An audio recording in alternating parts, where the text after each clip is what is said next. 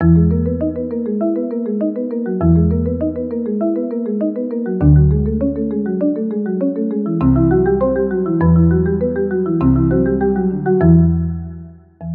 to Scrollin', episode 109. I'm Ket. Joining me as always, Davius Starjumper. How you doing, man? Happy to be here. Well, that's good. I'm happy to have you here, dude. I'm happy to have all the people in the chat. Yeah, we got a party. We got Gary and Grizzly, KDMS, King Nar. It's quite a crew right there. Thanks, guys, for being here. Update 39. It happened. It happened a week ago. As of yesterday, this update's a week old. Patch notes, no surprises at all. Everything that we saw in the final weeks of PTS, that's basically exactly what happened. So no surprises. As far as like any impacts that it's had on the meta, it might be a little too early to tell. But honestly, I don't think the meta is really hugely different. It seems like, it's still a lot of Vatishran, Ice Staff, Masters dual wield, Way of Fire, that kind of stuff. Seems like there's still a lot of Arcanists out there. People are like switching up the kinds of staffs that they're using. Maybe, the most drastic, like, oh, there's a Sork with a lightning staff. Neat. There we go. But it's still the Vatishran staff as that little beam hits you. Yeah. So yeah, it's basically just the same old ESO PvP meta that we've been dealing with. I haven't really noticed these new monster sets. I'm sure some people are using them, but I don't know if they probably just don't have obvious visual effects. I just haven't really noticed. It seems like staves, like as a weapon of choice, seems like staves are kind of gaining popularity, even for a lot of melee builds. 12% bonus to certain damage types is pretty juicy. Mm-hmm. Haven't seen a lot of Maelstrom two-handed builds. I've seen a couple of people spamming Stampede on me a little bit, but I was kind of expecting that thing to be everywhere. But maybe it's just a matter of time. Yeah, might be by next episode we might be saying it's everywhere. Yeah, maybe so. It's not something that you can just throw on any build and it's going to be good. You probably have to get a whole build together and stuff, so it might take a little time for people. Aaron says he experienced that healing reduction set in Cyrodiil. Someone had full stacks on my group, and it was noticeable. Yeah, I've heard some people talk about it in duels as well, that it's definitely very noticeable. I have seen Azure Blight in some fights, but didn't really seem to be posing a huge threat. It seemed like maybe it was getting buffed, but like on paper, but experiencing it firsthand so far doesn't seem like a big deal to me.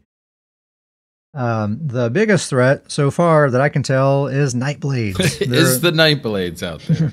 They're everywhere. Their popularity is gaining, and it's the stealthy, sneaky kind. It's that kind of Nightblade. That seems to be kind of the flavor of this patch, and is probably going to continue to gain in popularity, because I think all the pain points of playing a Nightblade have basically been alleviated. Like the Merciless Resolve kind of has a weird... It's weird to deal with even when it's working properly, plus it doesn't work properly a lot of the time. So that's basically been fixed, plus the weird thing with NCAP. Plus you get, easy access to your crit buff all the time on both bars, plus a lot of other great things about being a Nightblade. So great time to be playing a Nightblade. Seems like the heavy attack builds, the lightning staff heavy attack builds have actually been buffed, because I wasn't really thinking about this, but the lightning staff 12% bonus to channeled attacks. The lightning staff heavy attack is a channeled attack, so it gets that 12%. Oh, I didn't think about that. Yeah. So it's not doing as much AoE damage because they nerfed that portion of it. But the single target damage, if someone's just directly heavy attacking you, I definitely can tell that it's doing some damage. So the heavy attack builds, they really haven't gone anywhere. They're still around. They're annoying. I wish they weren't, like, I would like to think like, oh, I can just ignore them. They're not really a threat, but they can be if you don't pay attention to them. Absolutely, they can cause trouble. They're kind of just enough to where you're like, all right, I'm not going to worry about that. And then when like 2 or 3 of them start hitting you, you're like in danger. Yeah, and most of them are a free kill. Are like, all right, I'm just going to take care of that heavy attacker, and they'll be out of the way, no big deal. That's like, the majority of them. But once in a while, it'll actually be a decent player behind the wheel of that thing, and they have some decent abilities slotted. And if you think about it, with a heavy attack build, they always have a full magicka bar. Oh yeah. So if they're weaving those heavy attacks with matriarch heals or vigor or something every single time, maybe not vigor, but matriarch heals, they're never going to run out. Yep. It's unstoppable. It's hard to run them down if they're built tanky enough. Stuff like that. I've seen a few that are frustrating.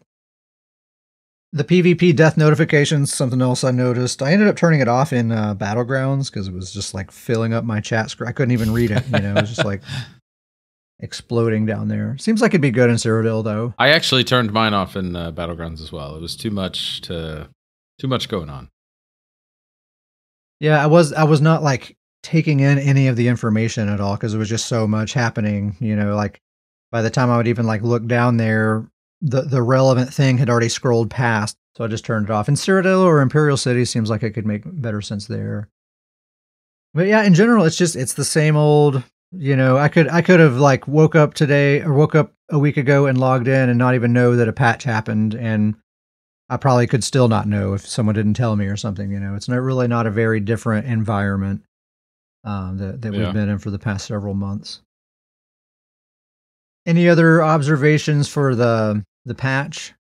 Not really. Kind of exactly what you said. It's almost seems the exact same. Mm-hmm. Just highlighting what you said. Nightblades, definitely more of those. That's probably the only real difference I've seen.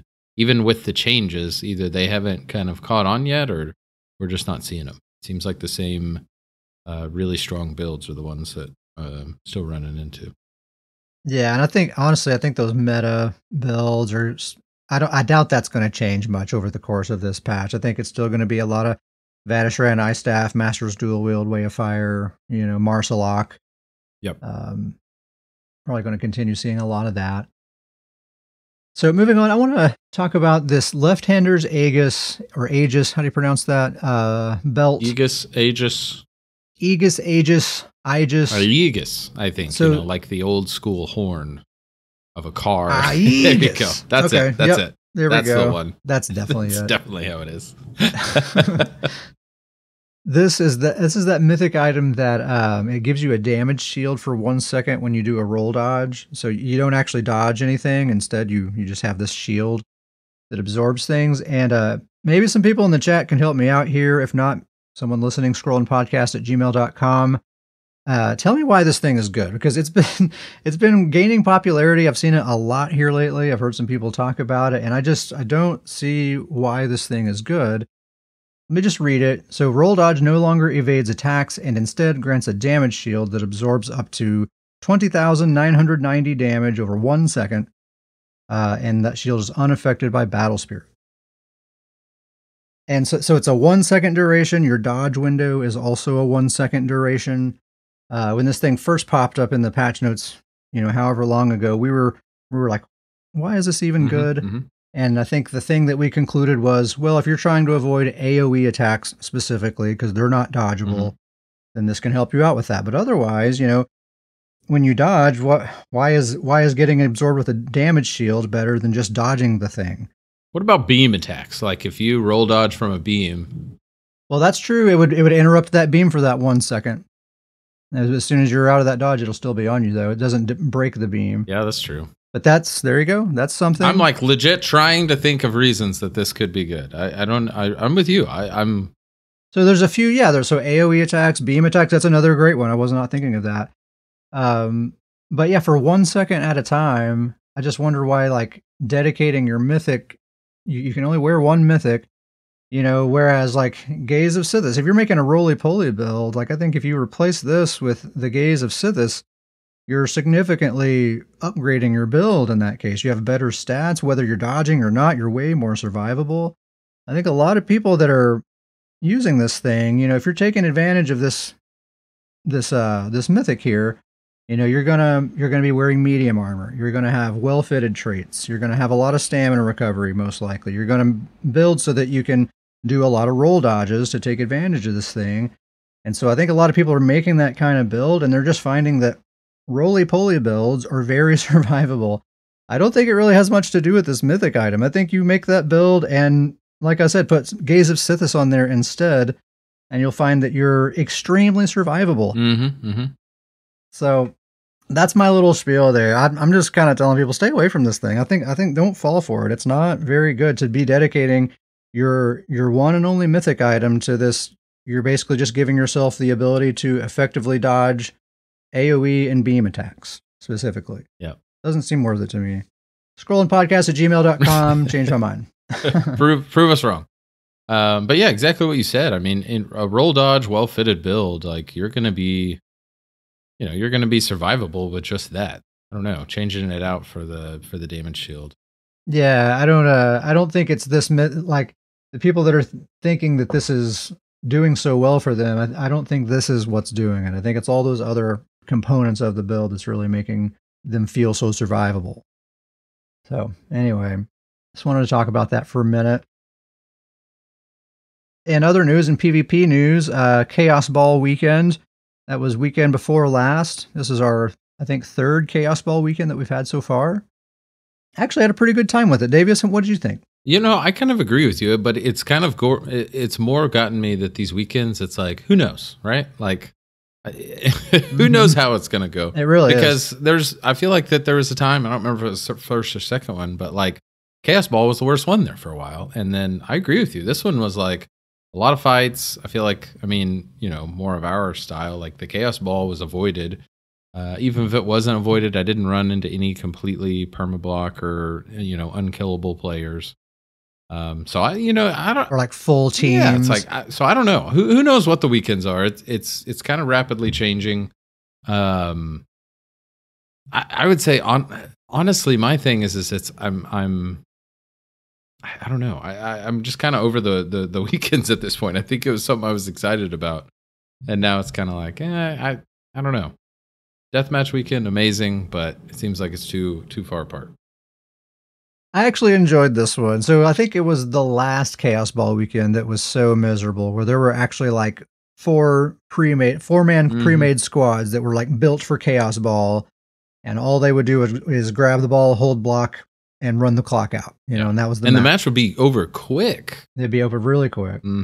Super frustrating. Did not run into that at all this go around. I think, you know, I ran into a handful of like individual tanky players that would get the ball and hold it for a fairly long time, but everyone would gang up on them. That one person would die, and we would have a normal match from there. You know, having a tanky person do that once in a while is not that big of a deal. Yeah.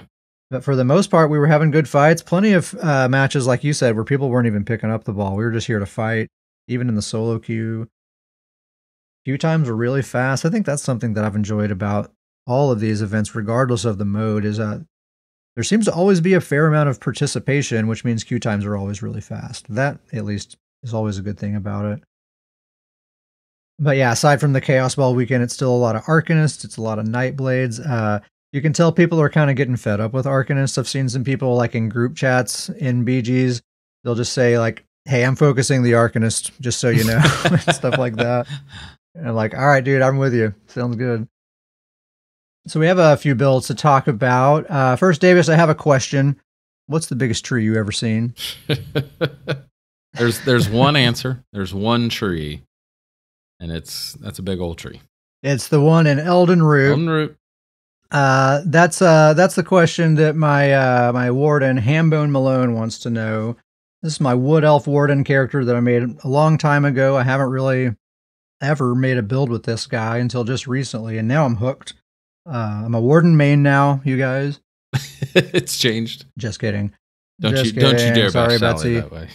Or Betsy, sorry. But I don't even remember. We just kind of randomly came up with this dude's backstory, right? We were just kind of like talking in chat one day, because he's from like this backwoods village, and he made his way to the big city for the first time in Elden Root and saw that giant tree, and it like broke his brain. It's changed him ever since. And now he's got to tell everybody about it. He's got to ask if they've seen it. It's all he talks about. When he meets someone for the first time, you know, he's just kind of pretending to listen. He's just like, yeah. Hey, let me ask you something. What's the biggest tree you ever seen? The biggest tree you ever seen.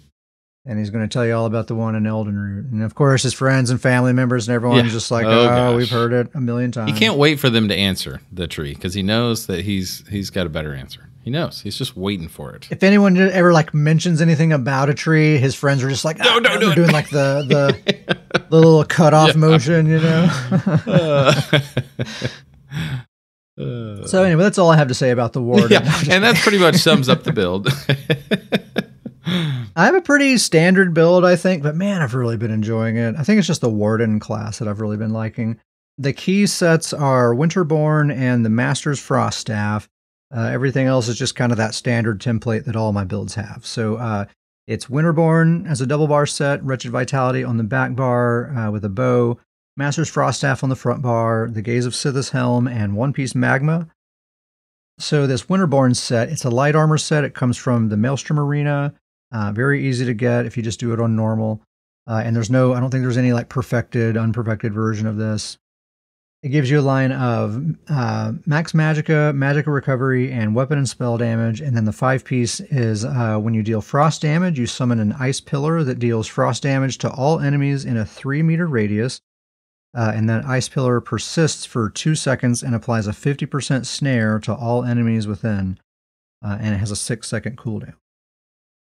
So it's perfect for a Warden. It's frost damage, it's direct damage, so it has a higher chance of applying status effects, and Wardens get bonus damage from frost damage, or from frost status, from chilled status.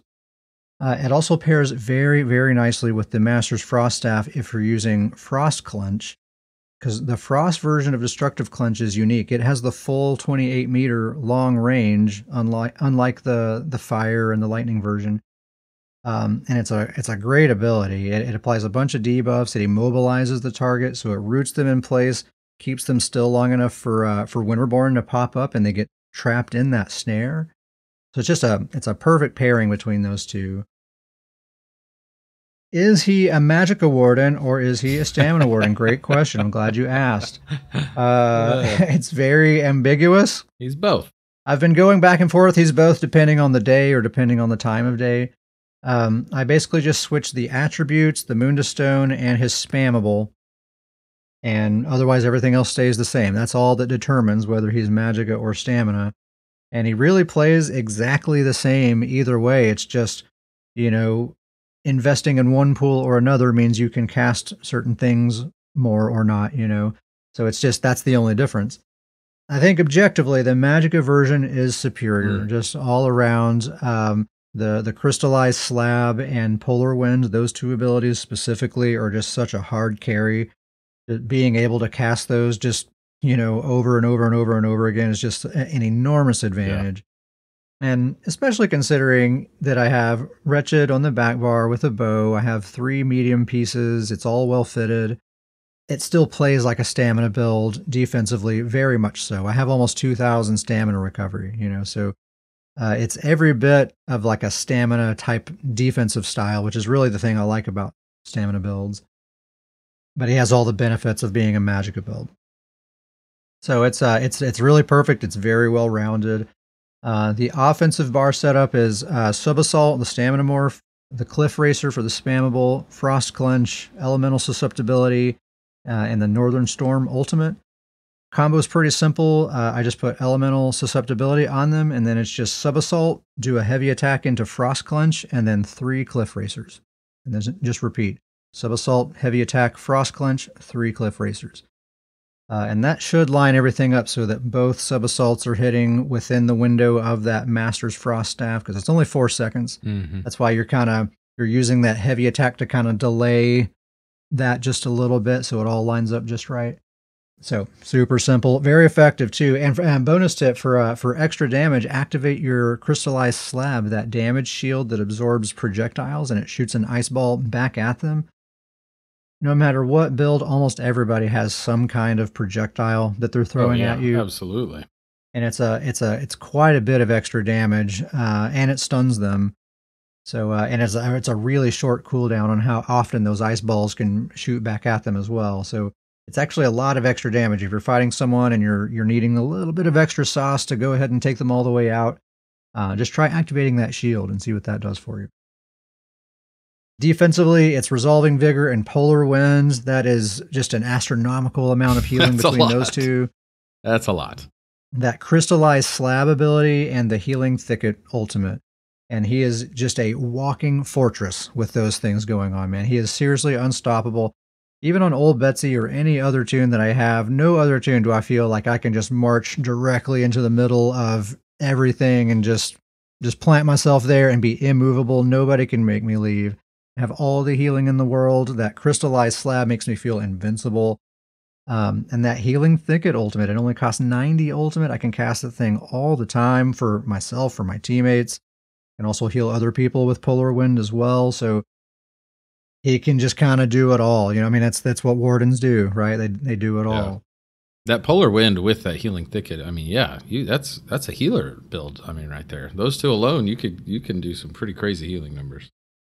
Oh yeah, when needed, I absolutely do, and it's, you know, it kind of had me worried for a little while because it's very much an old Betsy style of build where it's I'm filling a very similar niche where he's offensive and he's supportive. He can be hit and run. He can be brawly. He's super flexible.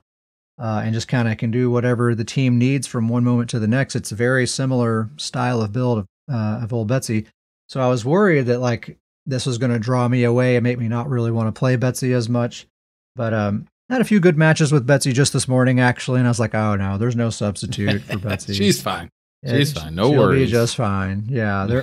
And honestly, there are pros and cons either way. It's not just it's not just a Warden flat out wins in every category. You know, that's not the case at all. When I'm on the Templar, I miss Crystallized Slab and Polar Wind specifically. Those are really the two things that I really miss. But when I'm on the Warden, I miss being able to cleanse, and I miss being able to heal people from long range. And I think that's something people often overlook when they're talking about how great Wardens are, is they suck at healing people from long range. Yeah, they're really not good at that at all. And there's been tons of times that I've watched allies of mine die right in front of me because I can't reach them with my heals. Betsy would have had them no problem. So there's pros and cons either way. That's good to hear, though. Like it can't be all Warden elite. You know, yeah, we gotta have some sort of balance there. Yeah, totally. And man, that cleanse is so clutch too. Just being able to, you know, the type of meta that we're in right now. Cleanse is, yes, that is huge right now. I cleanse constantly on the Templar. I think that's a huge advantage too. Huge right now. So yeah, this is really my first ever like kind of offensively focused Warden that I've made. I'm really, really liking it. It'll definitely be a regular in the lineup going forward. You'll hear from Hambone again for sure. And that tree. And the tree. Let's keep the Warden train rolling. Davis, what's going on with Bearclaw, man? Oh, heck yeah. So, Bearclaw the Nord, this is my Stamina Warden. This is the point-blank snipe build. And I talked about this build last week. I'll do a quick reminder of what the build was. What the build is. 5 Swamp Raider, 2-piece Baylorg, the Vatishran point-blank snipe bow, the key to the build right there. And then I do 2 trainee with the Oaken Soul on the Mythic. And then the bar setup, that 1 bar setup is just the Lethal Arrow, that snipe, Shimmering Shield, Resolving Vigor, Sub Assault, Polar Wind, gotta have it. And then I do Toxic Barrage for the ult. And really, you know, the build hasn't changed, but I just kind of wanted to highlight it because this is the one I've definitely been playing on the most since we talked last. And this has kind of become like my get kills build. Like I feel like the more I play with it, the more it's kind of getting kill secure, figuring out, getting high numbers, getting good results. It's a legit build. It's working out. It kind of has, you know, we were just like you were saying with Warden, they have such a great kit that with that Vigor and Polar Wind, like just with 2 abilities, I've got so much good team comp as well as defense, and then you throw the Shimmering Shield on there, and this is a tanky character. Impenetrable. Yeah, and he's also all well fitted, so he's very roly poly. It's a stamina build, so you add that in. He's got good speed on the bow, and then that point blank snipe is and the Toxic Barrage it's just really enough damage right there. I mean, that is just it's a lot of damage packed up.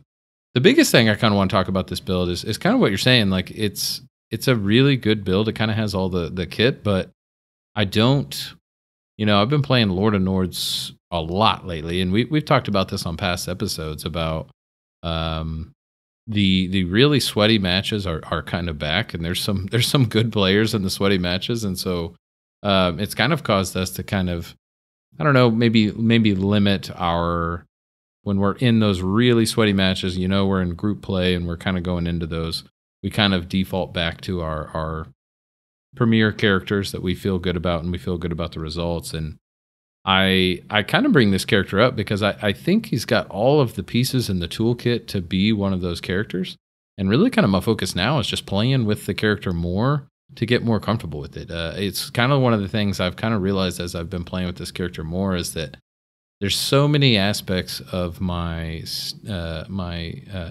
StamDK Lord of Nords that it's just kind of second nature, because that's always been the character that I go to, that I don't know if it's not so much really the build, it's just so much that that's the character I'm familiar with. I have a very good understanding of the sustain, how much damage it can take, when to worry, what the numbers look like, different situations. And so I think that this character has the capability to be in those sweaty matches, but it's just kind of one of those things that it just kind of comes with more playtime and familiarity with the build and the character, that I think it can actually hold its own in those types of matches. We'll see. You're probably right. But I just think that, looking at all of the key pieces of what the build, good healing numbers, good healing that it can throw out to the team, high damage, an ability to secure a kill with the Toxic Barrage. And that Toxic Barrage on this character is just, it's ridiculous how quick it happens with the Oaken Soul. The fact that it's a Nord with the Shimmering Shield, like that Toxic Barrage is very, very readily available. Yeah. And so, I just think that with more playing of the character, I think that it's going to get better, get a little bit better and better, and me a little bit more familiar with it. But I do think that, as you said, Wardens are so great. They've got such great kits. They can do a little bit of everything. They've got so many good abilities. I really do think that this character, with just a little bit more playtime, I can kind of fine tune the understanding of understanding situations a little bit better. But I think it has all the pieces to be a really, really good build. I honestly would go far to say that I highly recommend anybody, if they want to throw a quick Warden together. It's a very easy build to put together. There's not a lot of farming with it, and it's just so much fun, and you will see, as soon as you throw that point blank snipe into a character, you're going to see some results. I mean, it's darn near a perfect 1-bar build, I would say. It's like, just, you have so many tools, just everything you need in a build right there. Yep. And I know we keep saying it, but the amount of tankiness you get with the vigor and the polar wind with the shield, regardless of the morph, you really can go either one. Both of them are great. You can go either way. I do the Shimmering Shield just to get the Toxic Barrage better, because I kind of need that for the kill secure on this character. But both abilities are great, and it's just so much tankiness. And it allows you to, like with me, it allows me to have a roly-poly build with this. Like, I can do well-fitted and you have this, high stamina build that can roll around and not really have to worry about that, but still have those abilities when I'm not rolling. So, and don't downplay the damage either. The damage is there too. It is that point blank snipe. It hits. It hits. Mm-hmm. And the thing is that, with snipe, it gets dodged a lot. I mean, that's definitely something about this character, is the dodge happens. But when you just, when the rotation is just snipe, sub-assault snipe, and then the Toxic Barrage when it's going, you're going to land snipes. You're throwing so many of them into the character that they can't dodge them all. There's a lot of times I'll be playing with people, and I'll just say that you can't, they can't dodge them all. They can't. So and so when one or two are hit, and they'll time with that sub assault, and you can throw a Toxic Barrage into them, you will see results. So you will see health bars start shrinking. So it's a really, really fun character that I think is only going to get a little bit better with kind of just playing a little bit more and more. Nice, man. Good old Bear Claw. Good old Bear Claw. Next up, so we're going to go from possibly the best class in the game to the Necromancer. We're going the full spectrum, right? We are one end to the other, for sure. We're going to talk about the Necromancer for a little while. Despair, my magic and Necromancer. I've kind of gone back to the classic concept of Despair, where she's primarily a support build. She's specializing in enemy suppression. She's focusing on just making things as difficult as possible for our enemies, while also supporting her allies at the same time. She had been a bomber build for a while, and I still do have that loadout. I still have fun with that, but I just kind of missed her old sort of play style, and I wanted to put something like that back together. The build I've been playing for the last week or so, it's 5 pieces Defiler as a double bar set, Wretched Vitality as a back bar set with a Resto staff, the Maelstrom Frost staff on the front bar, and 2 pieces Celestrix monster set. So no Gaze of Sithis on this one. I love seeing the Celestrix on there, though. Yeah. It's a good one. I feel like people have kind of forgotten about it, but it's such a great CC monster set. Yeah, it's a recent addition to this. And actually, yeah, your Nightblade build like reminded me that Celestrix exists in this game. It's still out there. Yeah. But it's great for this, for what I'm going for with this build. So let me just talk about this Defiler set for a second. So this is an Overland set, comes from Vardenfell. It's medium armor. It gives you a line of weapon and spell damage, 2 lines of crit, and then the 5-piece, when you deal critical damage, you summon a Hunger that spews poison to all enemies in front of it, dealing poison damage and stunning any enemy hit for 5 seconds, and it has a 5-second cooldown. So yeah, basically you deal any kind of critical damage, and this thing's just popping up every 5 seconds, and it does like an AoE conal attack, and it stuns anybody that it hits. And then, of course, Celestrix, it makes that little ground earthquake thing that's also a AoE stun at the same time. Nice. So the whole idea is I have 2 ground AoEs. I have Caltrops and Blockade of Frost. So I throw those on all of my enemies, and the whole idea is for Defiler and Celestrix to just be kind of popping off like crazy, just hitting random people. Celestrix is hitting this group of people over there. Defiler's hitting this group of people over there, and it's just sort of this cacophony that's happening. And to add on top of that, I'm also using all 3 of the class minions. So I have Blastbones, the Skeletal Arcanist, and the Spirit Guardian. So those 3 on top of Defiler, it's like 4 dudes running around the whole time. So it creates this like sense of chaos, and it gives like an illusion that our team is way bigger than it really is.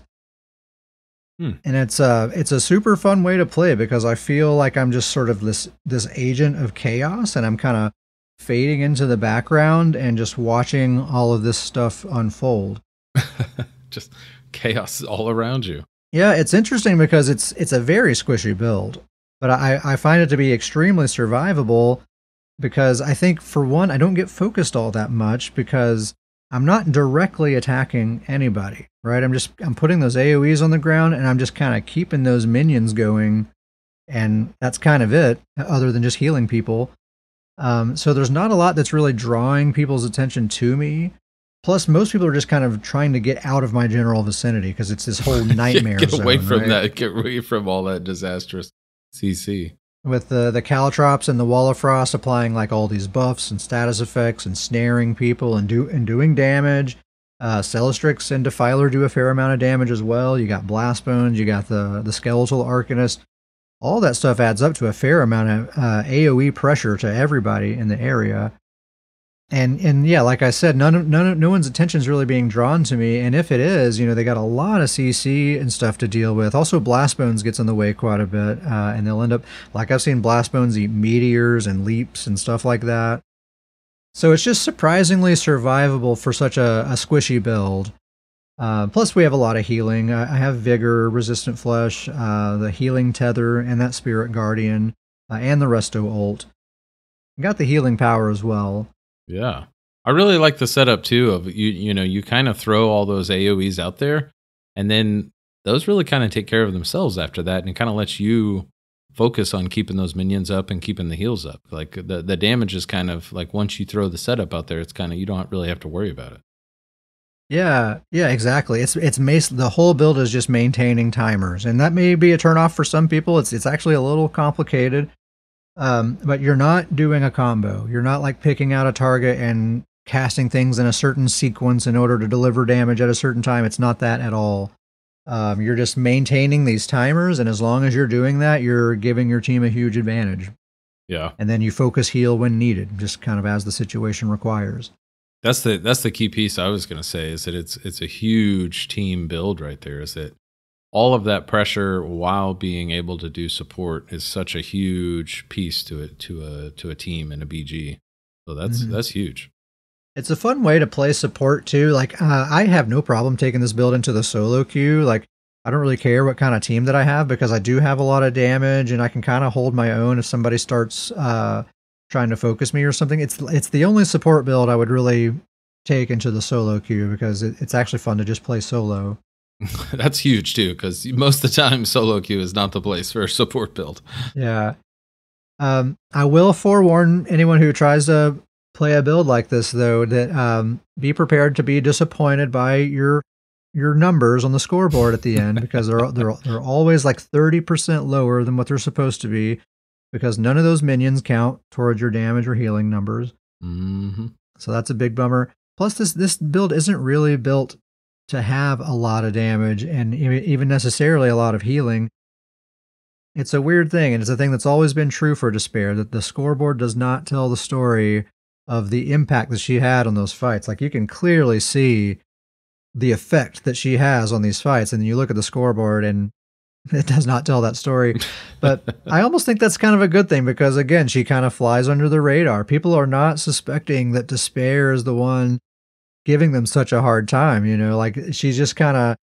People don't really think to focus her, I swear. And I've been in like really sweaty matches and people have watched me stream and even have made the comment, it's like you have an invisibility cloak, like just no one's attacking you. And I think it's back to that. They just generally don't want to be in that kind of nightmare zone that I'm creating. And plus it's not necessarily obvious that it's me doing it because I'm hiding amongst all those minions. I have race against time. So that along with all the CC and everything, I have a I have an easy time just kind of maneuvering around and staying out of the way and stuff. Anyway, it's a really fun way to play a necromancer, and it feels very necromancer-y as well, and it's actually very effective. And it's a necromancer that's effective. That's a rarity right now. Yeah. So yeah, that's Despair, kind of back to the classic Despair style. Back to the original roots. Yep. It's not the old build exactly that I used to use, but it's an updated version of it that I like quite a bit. Very nice. And then Davis, you're after my heart talking about your Templar, Need for Mead. Old Need for Mead, my Templar, you know, the old Betsy light, if you will. But yeah, kind of the same thing that I was talking about with my Stamden, but I'll just do a quick reminder of this Templar build. It's 5-piece Deadly Strikes, 5-piece Dagon's Dominion, 1-piece Magma Incarnate with the Oaken Soul, and then the bar setup is just Jabs, Solar Barrage, Vigor, and then I actually do the Ritual of Retribution, which is the other morph of the extended ritual. This is the one that does damage. Yep. And then I do the Honor the Dead for the heal, and then Crescent Sweep for the ult. And so very similar to old Betsy, a lot of kind of just this ball of AoE pressure. It's a well-fitted build. I actually do 3 Swift Jewelry, so it's a very speedy build. You know, name like Need for Mead. I mean, come on, you got to do it. You got to be fast, yeah. Oh, you got to be fast. The name is the best part of the build, by the way. Best part of the build, hands down. But you know, kind of the same thing. This build hasn't really changed, but once again, this is another build that I have found that the more I play with it and the more I kind of get comfortable, because it's a little I say a little squishier. It's a lot squishier than the Warden build, but it has very much survivability with the speed and with the vigor and the Honor the Dead heal. Good team heals with that as well as good self heals. But my favorite part about this build is just the damage numbers on this build are like the AoE pressure that this build is able to do is really almost surprising to me. You're always throwing your jabs. The Solar Barrage, you're always keeping up. But that Ritual of Retribution is just such a massive, huge circle. You just run into a fight and kind of throw it down. Even if you're needing to get out of the fight, it's still going to sit there if the fight's staying there and still kind of keep pressure on the team. And once again, Crescent Sweep, kind of keeping up that AoE damage. And so I really like what this build's able to do is just kind of as much as just AoE pressure, and it's just always doing damage with being able to kind of shift, get out of the fight, but still keep pressure on the enemy team, as well as throw heals to the team. So kind of this is another one that I think has the right pieces to where I think the more I play with it, the more success I kind of see from it. And I think the more capability it has to kind of be maybe not just kind of something that really with the focus I've been in kind of the solo BGs with it and just kind of worrying about myself. But I do think the more I play with it and the more I kind of learn the comfort level with it, I think it can actually be a viable group BG build as well. Oh yeah, the speedy Swiss Army knife Templar. Yeah, absolutely. That's the best thing you can possibly do. Yeah, and I really have to throw all credit to you and the old Betsy build setup. The Templar kind of just hub of AoE damage surrounding you all the time it's a very fun way to play because you're just keeping pressure on everybody around you, and that's just kind of what the focus is. Everybody around you is getting pressure, just being near you, and it's a really cool Templar toolkit right now that they've got so many abilities that kind of stick to that theme. Yeah. I think it's the best way to play Templar. I mean, other than just kind of doing the meta stuff that every other class uses, outside of that, I think it's one of the very best ways you can play a Templar. Yeah. Yeah, because it really does. It's every one of those, just one of those abilities may not be enough pressure, but when you add all of them together, it really does add up to a lot of damage. Yeah, for me, it's Solar Barrage, Blade Cloak, Blood Mist, Crescent Sweep, and Jabs. Yeah. So, yeah. I mean, just imagine that's essentially 4 dots and jabs. It's quite a bit of pressure. But on everybody. I think that's the key to it to me is that it's all undodgeable. It's all a huge one to me is it's all uncleansable because I'm not putting that on anybody. It's on me. Yeah, exactly. Just being near you. And so that's the key piece too that I really like about the build is it kind of runs into a group and you kind of throw all that stuff out there. And then you kind of get to pick and choose like, okay, like I see this person is, they're the ones that's kind of taking the most or they're the ones struggling the most. And so you kind of shift around your targets based on how the enemy team reacts to all of that pressure. Yeah. And so I like zero in on the health bar that's getting the lowest. Exactly. And so I really like the ability that build kind of has to do that is you can kind of roll into a team and get a good feel of the entire team pretty quickly. And so you can kind of know, all right, this is the tanky side of this team. This is the part of the team that's a little squishy. Need for Mead. Need for Mead. He's a Nord, so you got the Mead thing. He's got a great look. That's important. He's speedy, so it's need for Mead, need for speed. It's just beautiful. He's got a real lunatic look, which is, one of my favorites with my characters. Yeah, he looks like a complete lunatic. Yeah. He's got the big antlers and everything. Yeah, he's real far lunatic, which is just body paint. Just great for him. Yeah. All right, let's take a quick break and we'll come back and read some emails. This will actually probably end up being the long portion of the podcast. So. We got a lot of emails, which is awesome. Yeah, it's awesome. All right, BRB.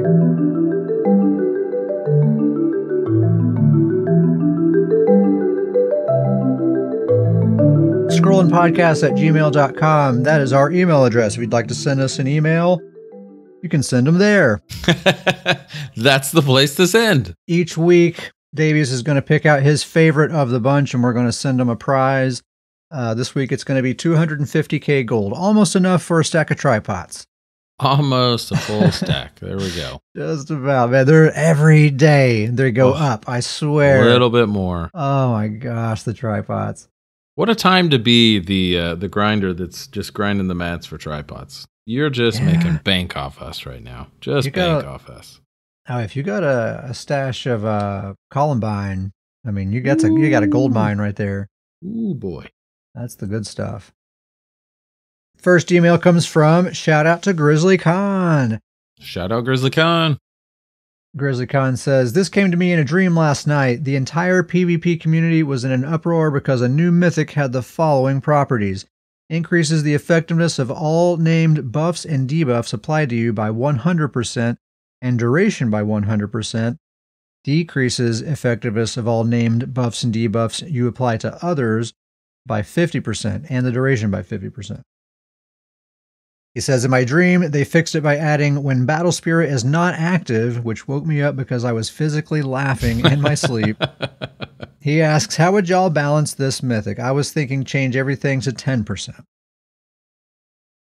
So, yeah, Grizzly's saying here that in his dream, he dreamed about this mythic, that it increases the potency and the duration of all buffs and debuffs that are applied to you by 100%, but any buffs and debuffs that you apply to other people, whether they're friendly or hostile, the potency and duration will be decreased by 50%. It'll be cut in half. So how would we fix this? Davius, I have an idea. Why don't you go first, though? So I like the extremeness of it, but obviously pretty strong in its dream state, if you will. But I almost like the idea of you cannot receive debuffs, but you can't also. So basically, you could receive all buffs, but you'd be immune to debuffs, but you couldn't give out. You also couldn't dish out buffs and debuffs. Can't apply buffs. Can you apply buffs to yourself? Maybe. Yeah. So you could apply, I guess that's true. You could apply buffs and receive buffs, but you'd be immune to debuffs and you couldn't dish out debuffs.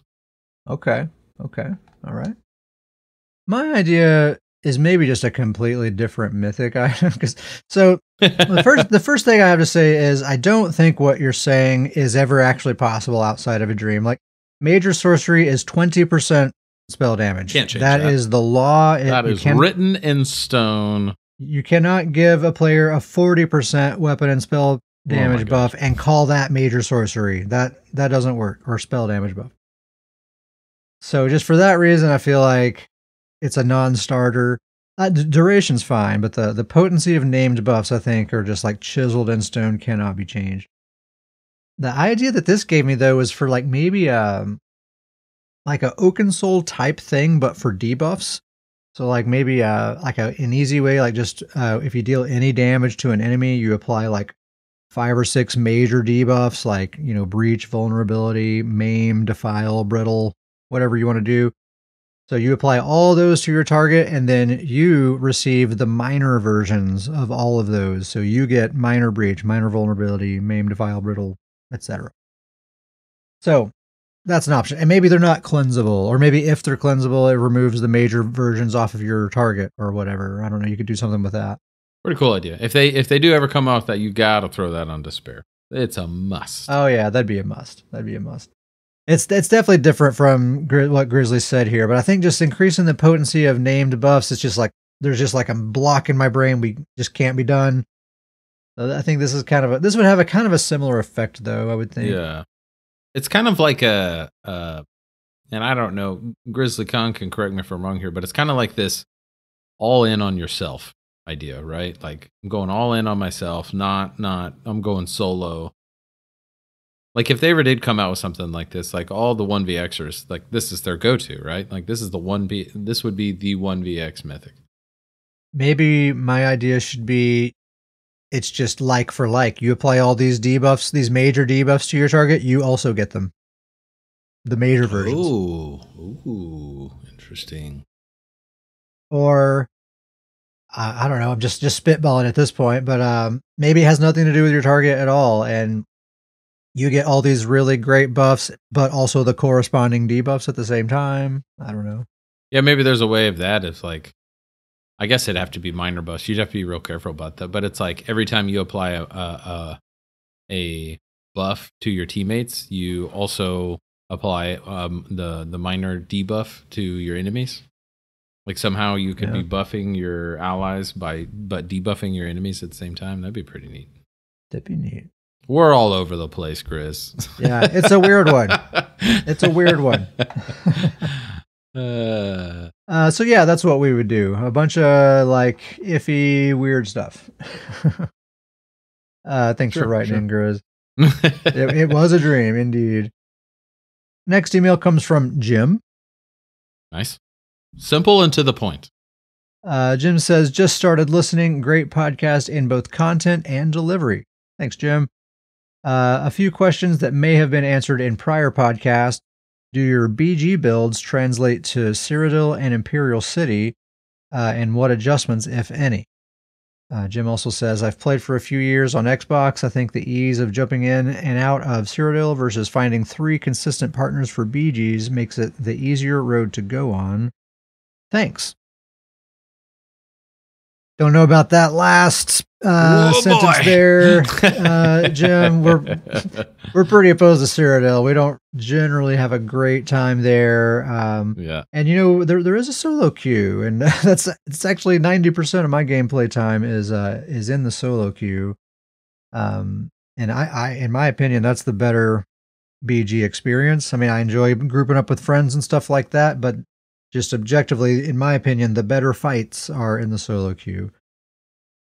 There are some downsides. Sometimes you'll get teammates that aren't necessarily amazing teammates, but that's part of, you got to figure out a build that knows how to account for that and can, handle itself even in that situation. And that's what it's all about. I would say that the other really fun part I think about the solo queue is that the solo queue is the best way to kind of get to know the BG community. I feel like, oh yeah, it's fun playing with friends and being in the group queue. That's actually my favorite, but I do love going in the solo queue and you start recognizing the same names and you're on the same teams and it just builds those relationships and you start getting to know a lot of the BG community through that way. Oh yeah. And it sharpens your skills so much. It's a very different style of gameplay versus grouping up and playing in pre-mades. Very much so. Super different, because it's kind of a mix of being on a team and playing solo, and you're kind of in both of those modes all the time. And your build kind of has to reflect the fact that you don't know what you're going to get from one match to the next. So you kind of have to have a variety of tools in your build. Which is, I would think, would be like an open world build. You would want a variety of tools for any situation. Yeah. But also you're just straight in the action. There's no horse simulator, you just queue up and go. You don't generally have to deal with performance issues. And then Cyrodiil, I mean, it's hard to find even like evenly matched fights. It's hard to not get zerged down a lot of the time. And yeah. We disagree, Jim, about the Cyrodiil statement, okay? I will say... Oh, go ahead. I will say that on the question of do our BG builds translate to Cyrodiil Imperial City, I would say that for the most part, yeah. I think all of our builds translate. Just we kind of have key.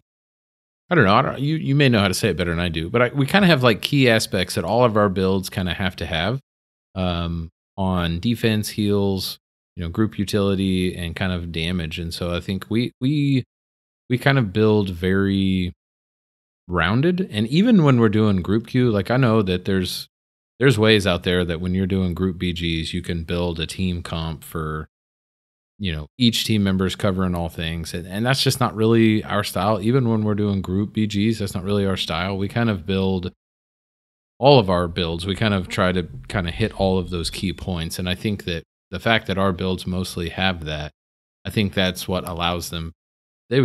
Very much to translate to Cyrodiil or Imperial City. Yeah, most of my builds do. Like, I mean, my Templar definitely does. I think the main thing is if I'm going to Cyrodiil, I'm generally going to CP Cyrodiil or CP Imperial City, so that all my sets still work and everything. Yeah. And I generally have a little bit too much sustain, and I usually run a sustained Moon to Stone for BGs. So if I'm going to Imperial City or Cyrodiil, I'll change my Moon to Stone to either damage or maybe the Steed for more speed. But just something more useful because I usually have like an overabundance of sustain and CP.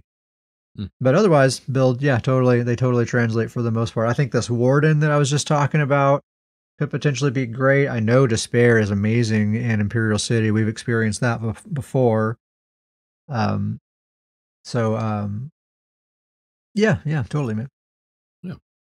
Thanks for writing, Jim. Yeah, thanks, Jim.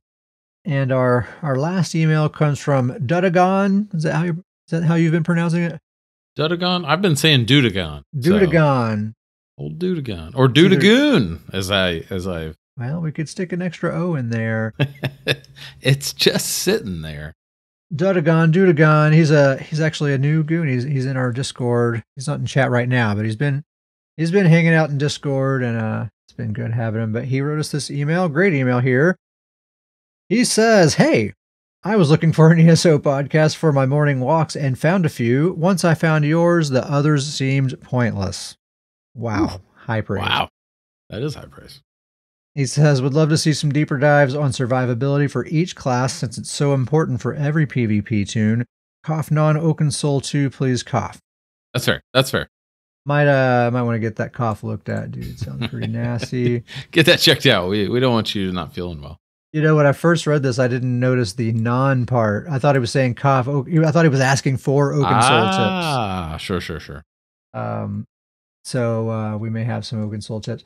So we'll talk about class survivability actually here in just a minute. But first, let's finish reading Dotagon's email here. He says, I'm an Xbox NA player who started with console release. I wouldn't say I was anything more than a casual till somewhat recently. BGs are where it's at. That's right. Oh, yeah. Nothing else compares. And let's be clear, they could easily make BGs so much better. Agreed. Easy peasy. With that said, I main a Magicka hybrid DK that's tons of fun. I use the Red Mountain set and it's great. The biggest piece of advice I'd give to all DKs, use hardened armor. I have a question and comment that I'd like to hear your opinions on. Do you guys use controllers or mouse and keyboard? To me, playing this game with a controller is so much different than with a mouse, especially for PvP. I play this game because I can use a controller for an MMO. I think that's awesome. As a PvPer, since I'd be at a disadvantage to those people using a mouse and keyboard, I've never considered playing on PC. Thoughts? Keep up the great work. Can't wait for new episodes. Dotagon or Dudagon. So many nice things in it.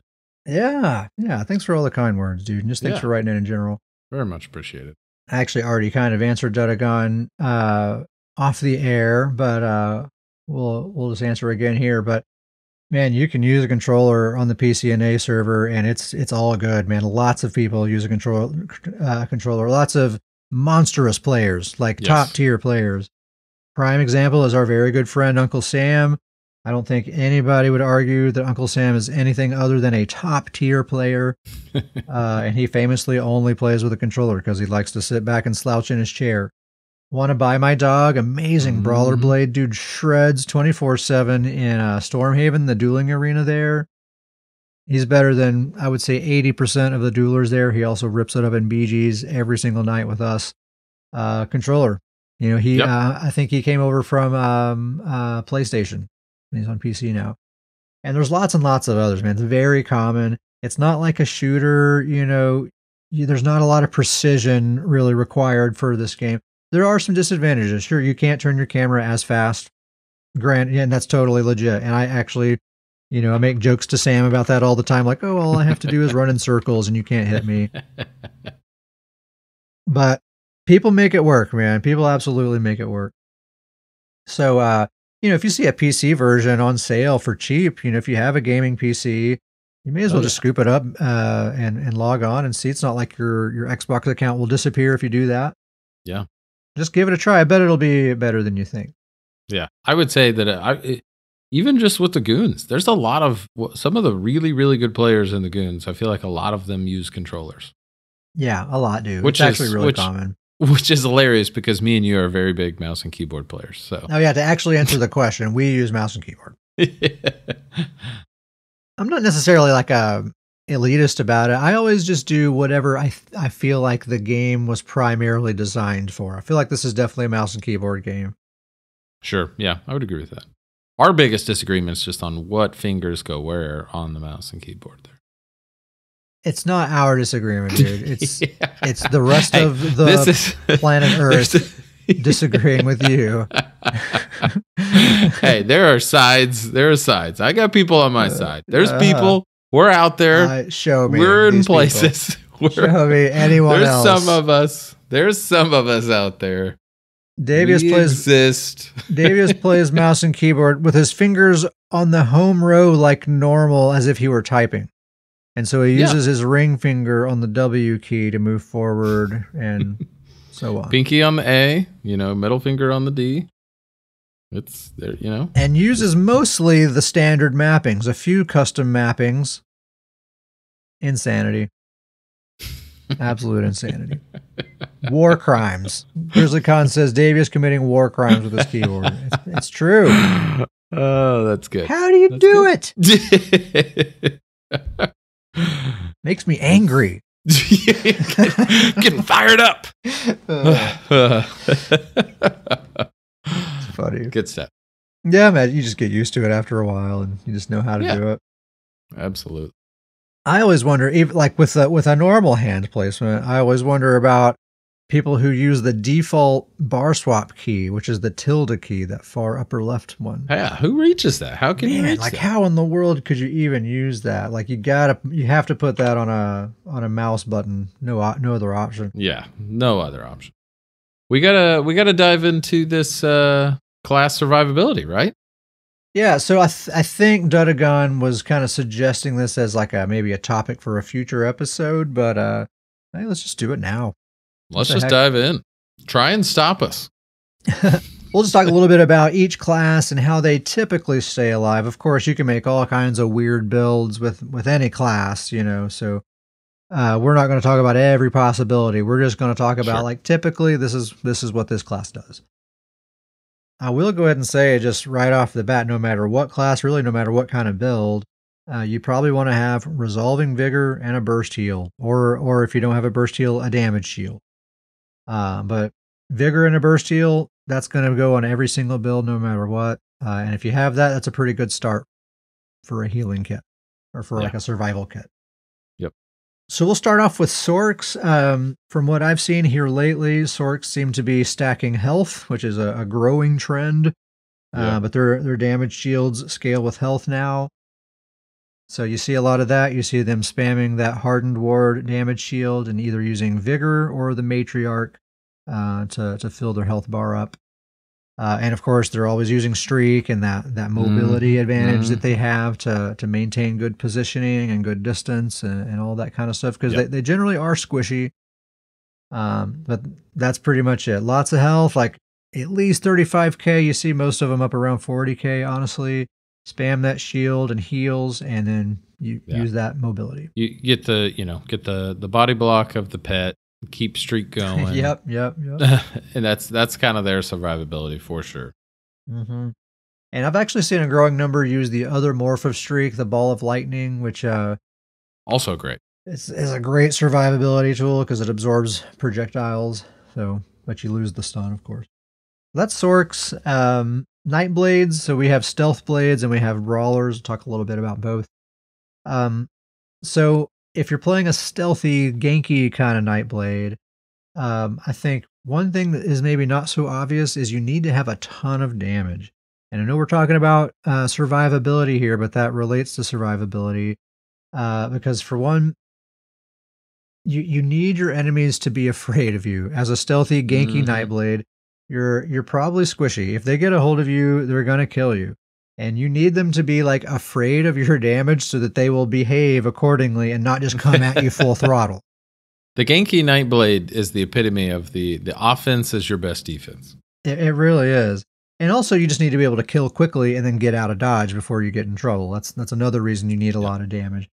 But to me, more than just being able to kill quickly, I think there is like a psychological effect. Like you need to make your enemies play defensively and not just come at you super hard.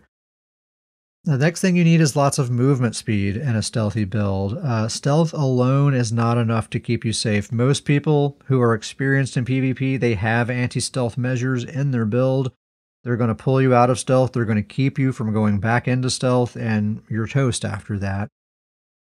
You need to have Swift Jewelry or Wild Hunt or, Major Minor Expedition. However you do it, get lots of movement speed. And when you get in trouble, create distance first. Get far away from that person first. Then go invisible, reposition, and you're safe from there.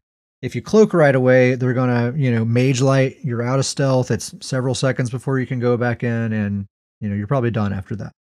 Yep. So yeah, Stealthy Blade, lots of damage, lots of speed. For the Brawler Blade, they use Dark Cloak, the other morph of Cloak that heals you instead of makes you invisible. A lot of them use Power Extraction, that AoE ability that it applies Minor Cowardice, so it makes their enemies do less damage. Phantasmal Escape, the Nightblade Bubble, gives them major evasion, very valuable buff to have. Plus a free roll dodge mechanic, plus snare removal, an amazing ability. They generally run heavy armor. The Way of Fire set is very, very popular for a brawler blade. And no matter what kind of Nightblade you have, you want Resolving Vigor and Shrewd Offering for your standard healing kit there. Yeah. Dragon Knight, I think there's multiple layers to a Dragon Knight survivability, and you can actually build your DK a few different ways. A lot of different ways to do it on the DK. I don't know if there really is one standard way that, like, this is how DKs do it, but there are a few things, a few key things I think that all DKs do take advantage of. So Dragon Knight is a stand your ground class. So one thing, like, just mentally, you just kind of have to get mad, you know, when you're a Dragon Knight and you're in a bad situation, you just kind of have to get angry at the situation and fight your way out of it, you know, and you kind of have to commit to that mindset, and you'll find that it often just kind of works out if you approach it that way. DKs have this Burning Heart passive. It gives you basically 12% bonus healing taken as long as your armor buff is active, essentially, which should be always. So just a permanent 12% healing buff is pretty darn juicy, actually, just all the time. Also, Dragon Knights tend to stack their weapon damage pretty high because they get unique access to Minor Brutality from their Mountain's Blessing passive. So it's just a typical thing for DKs to stack their damage up to like maybe 7,000 or more. So that means their healing abilities are super duper strong, plus they're getting juiced up that extra 12% from Burning Heart. So that's a lot of it. Just having really, really strong heals is a lot of how DKs do it. The Cinderstorm ability, that's that ground AoE they throw in the ground, and it snares people for a ton, and it heals the Dragon Knight for a ton as well, as long as they're standing in it. The Coagulating Blood burst heal, super duper strong. Of course, they're going to be using Resolving Vigor at the same time. So those three abilities there, Cinderstorm, Coagulate, Vigor. I mean, it's going to be super hard to kill that dude if they're built properly. I would say the other unique part of the DKs is there are passives that when they use an ultimate allows them to get more sustain. Like obviously all classes have healing ultimates or ultimates that can make them tankier, but the fact that their ultimates work as a reset button is the key piece to that, the extra layer of tankiness to me. Oh, it is. Yeah. And they're designed for that really in a few different ways. Like, you'll notice DKs have a lot of close calls, you know, like you think you have them and then, health bar's completely full. And now your health bar is empty. And they just totally flip that table so many times. Yeah, that's the Battle Roar passive. You get your resources refilled basically whenever you use your ult. I also really like using the Flappy Wings ability. I don't see a lot of DKs use it, but either morph, they're both really good, but it protects you from ranged attacks. And one morph gives you snare removal, one morph shoots damage back at the attacker. But if you have those three healing abilities and the Flappy Wings, yeah, you're going to be very difficult to kill. I think minimum for a DK, 35k HP. You know, more than that is fine as well. You probably want to be a stage 3 vamp. You know, you're going to be in the middle of the brawl and all that stuff. So, you know, you want to kind of beef those defensive stats a little bit for sure. Yeah. To me, the DK always stands out as that their tankiness is that resetting the fight. Like, they're going to stand the ground. They're going to outlast you.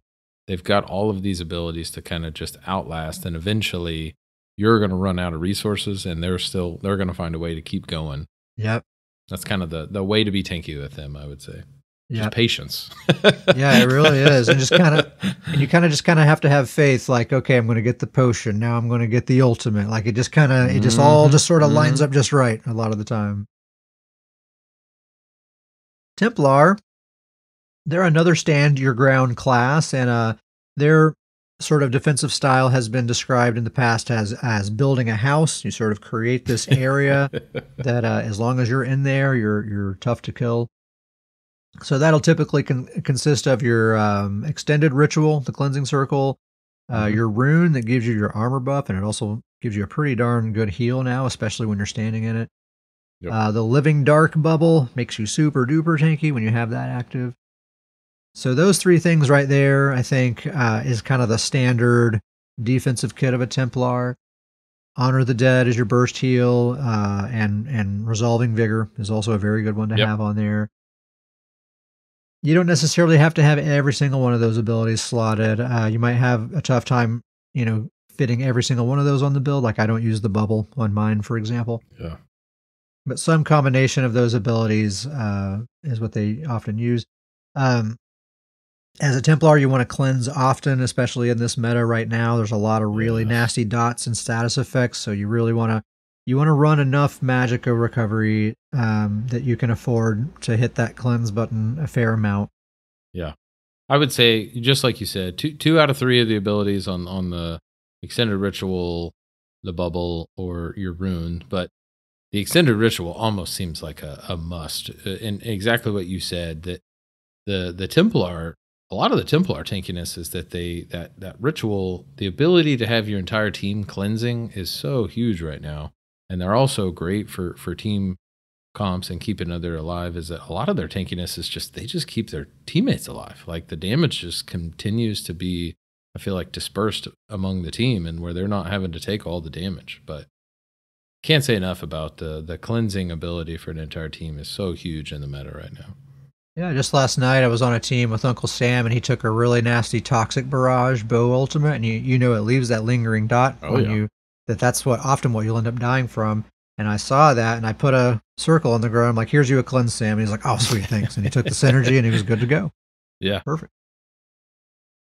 And I think most Templars probably want to be a stage 3 vampire for that undeath passive, because you are generally going to find yourself in the middle of the nasty stuff, and that will help you out quite a bit. So build that house, be a vampire, cleanse often. That's the way you do it. Yep. For wardens, so as a just warden, be a warden. You want to make sure your food buff is active. Yeah, just be there. Open your inventory screen, make sure all your armor pieces are equipped. Try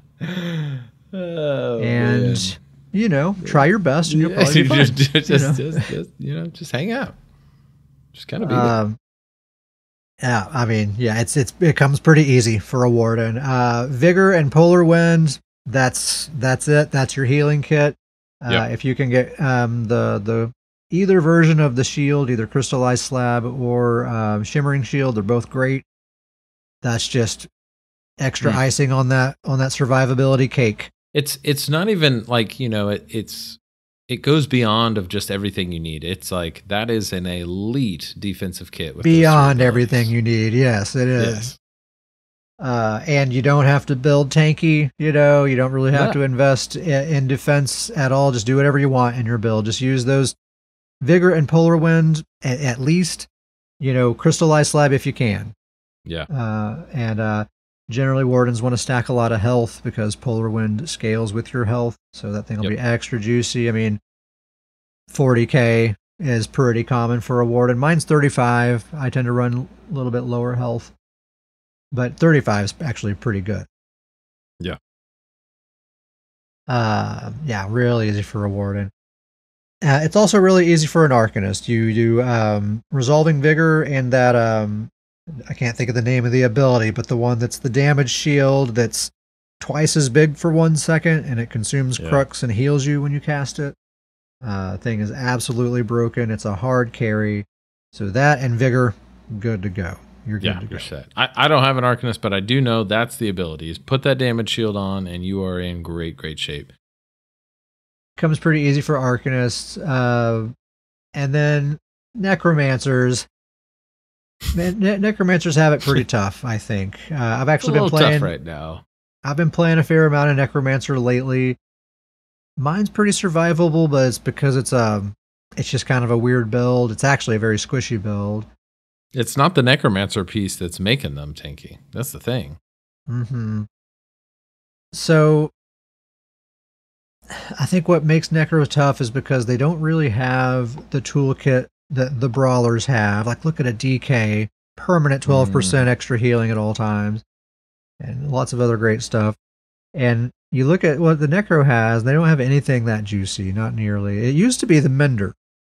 That was like their clutch ability. Absolutely. It was specifically the intensive Mender, and it was a pass of spreadsheet balancing is what we'll call it, where, all this category of abilities has to do the same amount of healing. And this got caught up in that a few patches ago, and it's been weak ever since. The Mender has been. Well, and they don't, like their main burst heal has kind of a negative side to it, I would say. It debuffs you. And so that's kind of unique to them. And then they don't have kind of like that defensive ability, I feel like, probably the totem. Yeah, they don't have a flappy wings. They don't have a shimmering shield. They don't have a bubble. Like they're probably their biggest defensive ability is a totem, which is a great ability, but it's not really a defensive ability for them. And I also would argue that probably their I don't know what they're most recognized for on their tankiness. Like what stands out to them the most is probably the Colossus or the Bone Colossus ult. Is it kind of works as like a reset? Or I think it's the Goliath. Sorry. Yeah. Colossus, I think, is the one that comes out. The clown form. Yes, but that's probably like their image of tankiness. But even that's tough because it's like that is going to take up one of your ult abilities if you want that. If you want to be that side of tanking it. It's a nice reset button that, when you're about to die, you can throw that out there and it kind of works as a reset button, but it is going to take one of your ultimate ability slots. And so I agree. And what do you do when you don't have your ultimate? You don't. And so multiple things I think that kind of pinpoint the fact that their burst heal is kind of the only burst heal out there that has a negative passive to it. And then they don't really have a defensive ability, and kind of their defensive identity is that ultimate. But it's like you said, it's an inexpensive ultimate, or sometimes you don't want to slot that ultimate. It's very specific to that one ultimate. Where I'll even go back to DK with kind of that reset button.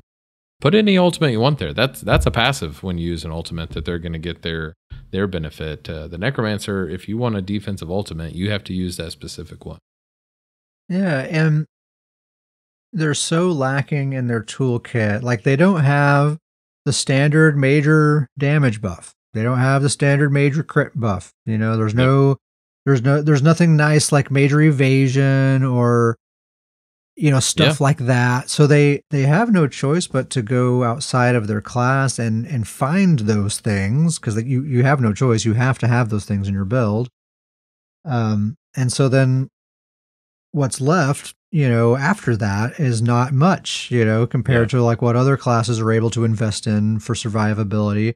Because as a warden, an investment into damage often is also an investment into survivability.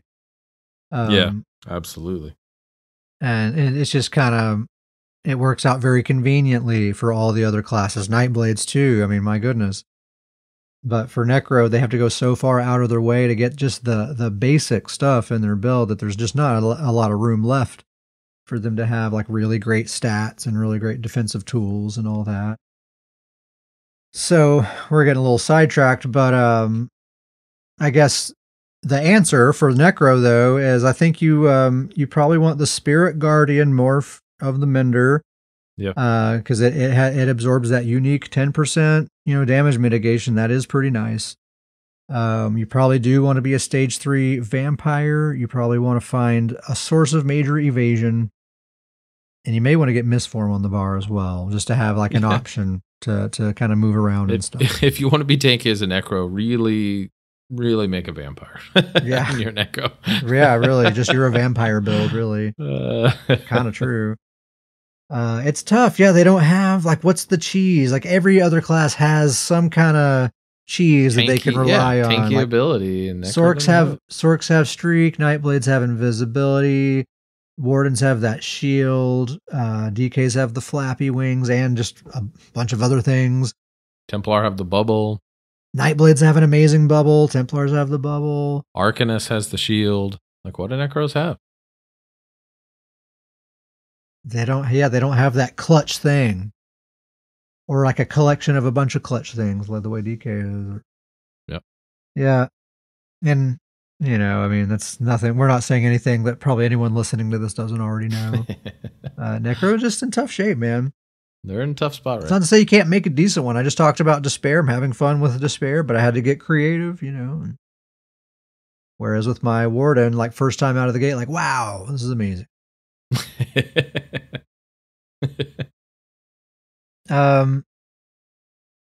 Okay, so I thought Dedagon was asking for tips about Oaken Soul. I now realize that I was mistaken, but I do have some tips for making a 1-bar build just really quick. So number one, I think bow builds are the best for 1-bar builds because you get major expedition from a bow without having to use a bar slot, and it's ranged. That's very nice. So for that reason, generally stamina builds are best for 1-bar build because bows are best. You want to just go ahead and get Resolving Vigor and a Burst Heal on the bar. Just go ahead and slot those right away so you're not tempted to put anything else in their place because you're going to need them for the most part. And then your damage combo needs to either be 3 abilities or 2 abilities and an ultimate. Absolutely. If you can't kill somebody with something like that, then it's not going to work. So, yeah. Davis, your Bear Claw build is perfect, right? You got Sub Assault, you got Snipe, and you got that ultimate. Yep. And that's all the damage you need. Yeah, and it adds up to enough damage to get the kill. And then that leaves you with 1 flex spot that you can use for, you use Shimmering Shield or, you could use any number of things there. Absolutely. I think generally that the best Oaken Soul builds that have kind of the most value in the build consist of a 5-piece set, a 2-piece monster set, an arena weapon, and like 2 filler pieces like, trainee. Yeah. Generally that type, it's not to say that's the only way, but that's generally the best builds. You'll see a 5-piece, a monster set, an arena weapon. Yeah. I kind of look at it as, you don't have that back bar, so you're trying to get as many sets as you can without having that back bar, but still have active sets. Because you're basically, you're wearing less gear, and so you got to find a way to still try to find as many set bonuses as possible. Yeah. So like my Bowcrow, he's Swamp Raider, Baylorg, the Black Rose Bow, and 1 trainee, 1 Druid's Braid, I think. Okay. Dedagon, that is our response to your email an hour later. Davis, pick a favorite. We gotta go Dedagon. We have no choice, right? Yeah, like there was so much there, so much good content, so much good stuff. We gotta go. Our podcast is just answering his email. Just answering his email content. No, all 3 fantastic emails. Enjoyed them all. Really nice things in all 3 emails.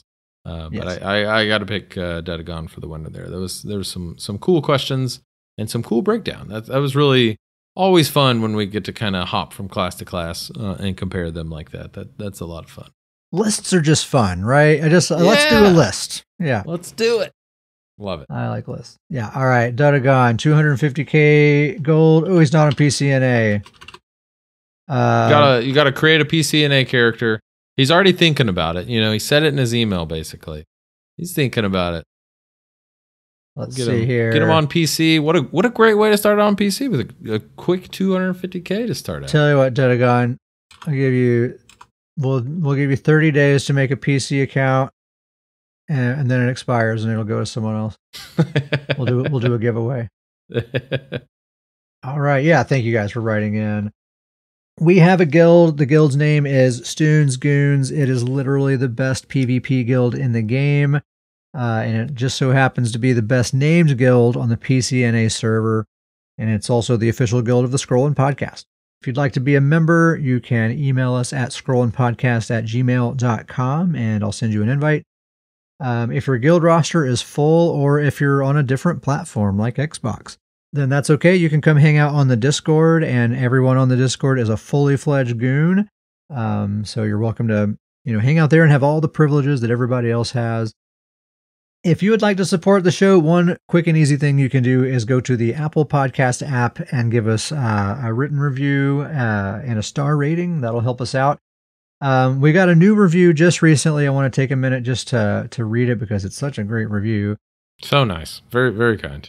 It's from Islandus. The subject is mechanics, builds, and patch notes. Oh my. He says there are quite a few Elder Scrolls podcasts, and lots of content creators take different angles. You got some focused on lore or how the community is doing or what Bethesda or the Z people are talking about.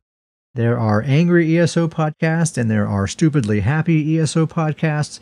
There are podcasts about housing and fishing and roleplay and whatever. This podcast is not those things. While the hosts are fun, aware of the lore, and into the business side of the game community, these two are about mechanics, builds, and understanding the patch notes as the game changes around us. This is one of the most professionally prepared podcasts in the community, and if you're trying to improve your DPS, healer, tank mechanics, this is it. Bring a pencil and take notes. Scrolling dishes out information at the base level of the game, and if you pay attention, you will get better at mechanics. Full 5 stars all day, every day. Although, dude, the Nord thing, come on, expand your horizons a bit. Talking to you, Davius. I refuse. My horizons are just fine. I like my horizons where they are. I like my horizons perfectly where they're at. But no, I actually, I already read this. I already read this review, already saw it. But even just hearing you read it again, like goosebumps again, like just such unbelievably kind words. Can't say enough how much appreciation for that kind of comment and review to the podcast. Very well written too, just away with words, dude. Like, yes. And that's exactly, what we aspire to do is talk about those mechanics and builds and just how to be good at the game is kind of what we're interested in. So if you're listening, hi Landis, thanks for the review. All you other goons, get out there and be like Landis. Give us a Apple review. If you'd like to go a step further and support us in a bigger way, you can go to patreon.com/scrollandpodcast and sign up to receive Stoon's Boon for $3 a month. That gets you access to a number of things, including the Booncast, which is a shorter solo podcast that I do on the off weeks. It's still ESO focused. It's usually just kind of a preview of the builds that I'm going to be talking about on the following week. It's also, you get a little bit of kind of like real life stuff mixed in there. I kind of use it like a audio diary sometimes. So you never know what you're going to find on the Booncast. That is patreon.com/scrollandpodcast. And if you can't do Patreon right now, then just come hang out on the Discord. That doesn't cost anything.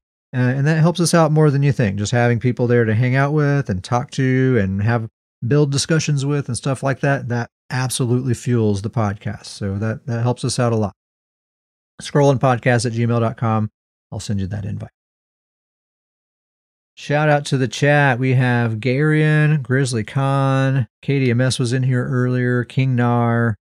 Was that it? I think that might have been it. Thank you guys for being here. Always happy to have you. A lot of people in the chat tonight. Very appreciative. Shout out to Uncle Sam, Slavka, Axolion, Wanna Buy My Dog, King Nar, KDMS, Solantris. Who was that other person? Brandon, Jorl, Wilhelm. We've all just been playing a lot together. Man, the Discord's been popping lately. Actually, like every single night. We've got a lot going on. A lot of people in every night. A lot of fun BGs happening. A lot of good groups and duos. It's been a lot of fun. Right now, as we're talking, there are 6 people in the main voice channel. We just saw a scoreboard, right? Of there was a match where 2 of the teams were full goon teams. Yeah. And it's seriously every night. There's people in there. Everyone's super cool. Everyone's super chill. It's a real quality crew we have here with the Students Goons. Yeah, absolutely. Shout out to Uncle Sam for getting 7.64 million damage in a battleground pre-made. I think he was on his Dragon Knight. Was it his Dragon Knight or his Warden? I want to say Dragon Knight. It was his Dragon Knight for sure. It was his Dragon Knight. It was Dragon Knight. Ridiculous. 7.64 million damage. I'm pretty sure that's the highest damage number I've seen. On a controller, going back to the email. Yes, using a controller. Duddagon. The highest damage I've ever seen in a BG. There you go. That's nice. So congrats on that, Sam. That convinces me that 10 million is technically possible somehow. He's going to be achievable. He's going to find a way. We joke about it all the time. He's looking for more damage. He's still looking. Yeah. He's still I fine. made that joke when he posted that screenshot. I'm like, you still probably need to squeeze a little bit more damage out of that build, though, right? And he's like, well, if you notice, I only got like 5 kills or something like that. Yeah. He wasn't happy with the results. Not quite 8 million. Shout out to the Elder Goons, the OGs. Thank you guys for being our friends for so long. And shout out to our Stoons Boon recipients. We now have 10 total Stoons Boon recipients. We've gotten 3 new ones since the last episode. Just a boom. Mind blowing. So Pork Body, Toadster, Gummy Bear, Grizzly Khan, Thomas, Taggart, Mother of Dragons, and now Sudica, Jim, and Maxwell. Thank you guys all so much. Yeah, very much appreciated. It helps us out a lot. I might be able to fire up that Adobe subscription again here pretty soon. Who knows? There we go. All right, man. Anything else? I think that's it. All right. Thank you guys very much for listening, and we'll see you next time.